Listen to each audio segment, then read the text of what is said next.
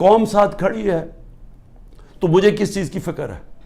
لیکن ملک کی فکر ہے، کیونکہ ملک ہم لیبنن کی طرف تیزی سے جا رہے ہیں، ہمارا ملک تیزی سے نیچے جا رہا ہے. اور سب سے خوفناک جب ایک قوم کے لوگوں کی امید ختم ہو جائے.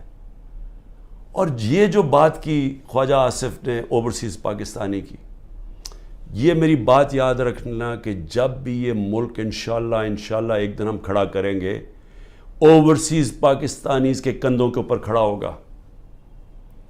اس نے اتنی سٹپڈ بات کی کیونکہ اس میں کم عقل کا آدمی ہے.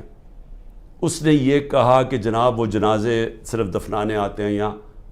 اس کو یہ نہیں پتا کہ جب خواجہ آصف اور نواز شریف اور زرداری جیسے لوگ اس ملک کے اوپر بیٹھے ہوں گے تو وہ اس ملک کے اندر کبھی اپنا پیسہ انویسٹ نہیں کریں گے، سرمایہ کاری نہیں کریں گے. وہ لوگ ہیں، وہ تب اس ملک کے اندر پیسہ لے کے آئیں گے جب رول آف لا آئے گا، جب اس ملک میں انصاف کا نظام ٹھیک ہوگا، جب عدالتوں کے اوپر ان کو اعتماد ہوگا، جب ان کو یہ پتا ہوگا کہ جب